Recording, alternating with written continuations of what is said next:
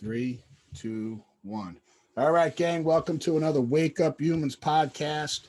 And this is an interesting one, man. Me and this guy connected a couple years back at a conference and literally had one of those eye-opening conversations that will forever make us brothers in on a mission together.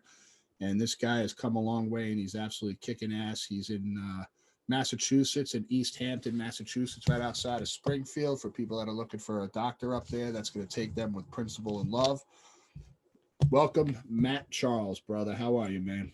Oh, excellent. Thank you for having me. I'm honored.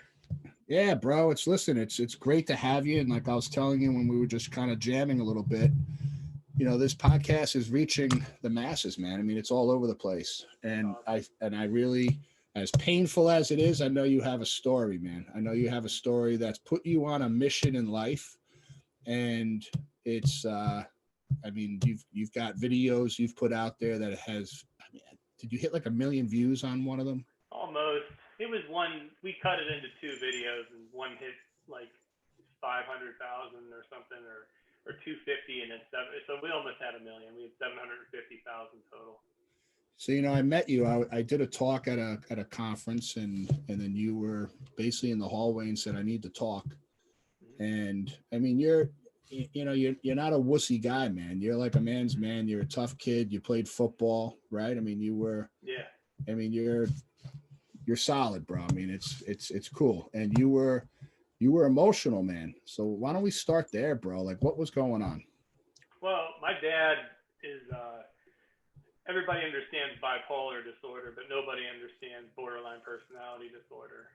So actually, the video you referred to, you'll notice I just talk about bipolar disorder. Borderline personality disorder depends on like the individual doctor that would diagnose it, but it borderlines like being a sociopath, because, you know, it's just, he has a desire to hurt people. So it's more, he gets more out of causing stress and trauma and drama between like me and my brother than actual love, which is hard to say. You know, it's easier now because I understand it. But back then I was going through all kinds of stuff. I mean, he'll pick apart, he knows exactly, like, it's your dad. So your dad knows everything about you. So he would pick at things that would just set me off, you know, just constantly picking at me. You know, and he would cause stress throughout the family.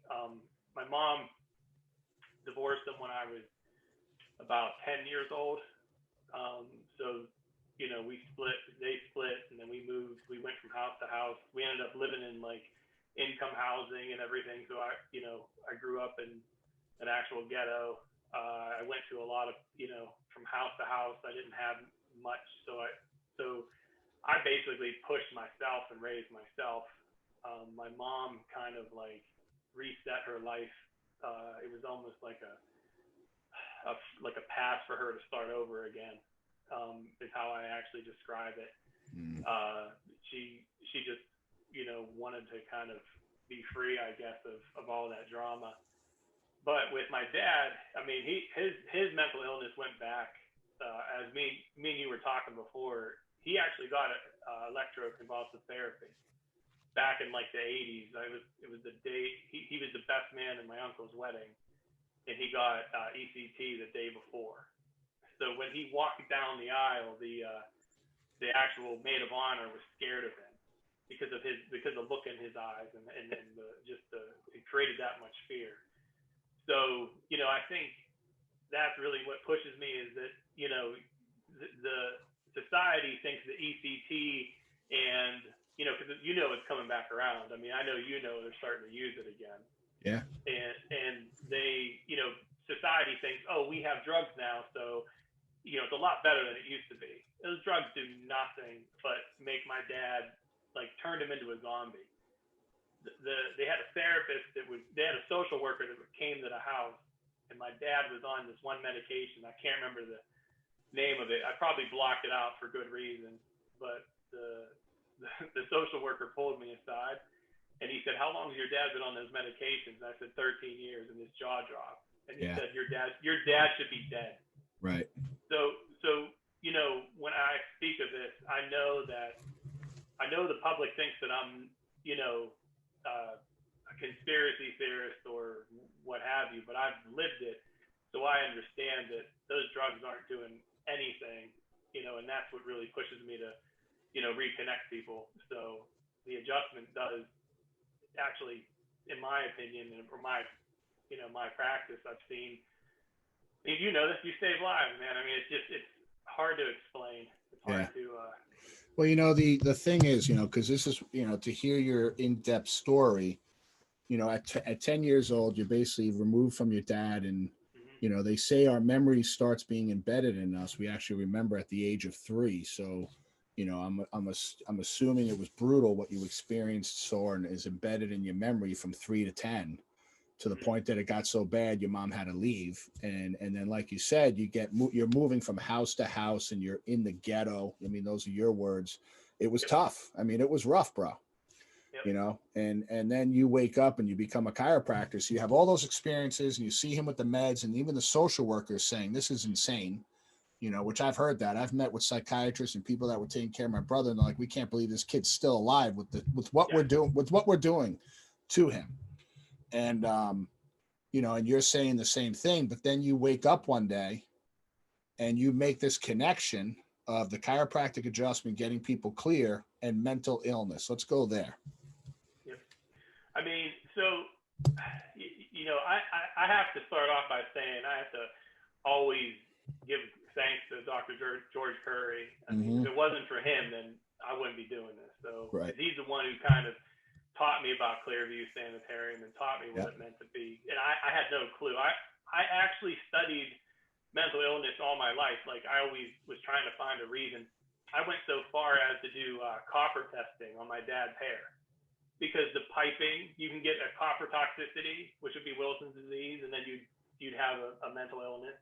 Yeah. So, I had done it all. And then when I finally was blessed to work with him, and he almost chuckled at it. He was like, I told him about my dad, and then, he was in the midst of a manic episode, and I was telling Dr. Curry about it. He was like, check his atlas, and I'm like, what the hell? I'm like, what are you talking about? How could that be? That it's not that simple, like, I've studied this, and it's a chemical imbalance. It's a lie, that they sold everybody, and it's definitely not a chemical imbalance.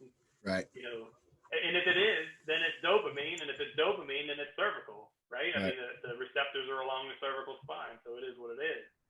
But just in practice, I mean, and I'm sure you have all these stories as well, but it's just you're actually saving someone, saving lives. I mean, you had heard the story about Claire. Amy told the story at the seminar. Yeah. I mean, she's like, as far as I'm concerned, that's like my crowning achievement. I mean, I could just be done, and the fact that I helped save her life, I mean, you can't even put a price on it. So she's better. She's doing well. Yeah, she's actually going to be a chiropractor. Yeah. Yeah. I said the only way that I could be more proud is if my own daughter went to be a chiropractor. I mean, she's essentially like one of my kids now. So let's stop the train for a second. So, how old were you when you went to Dr. Curry? You were an associate with him? Yeah, 27, 28. All right, so at 27 years old. So this is how old are you now? 40. Holy shit! So 13 years ago, Yeah. You said, with your dad's experience, you were studying mental illness your entire life, right? So when we're in that world and it's a family member, we're digging deep, like, how can we help them? How can we help them? We'll go as far as test their hair for copper. Yep. Then you go off to chiropractic school.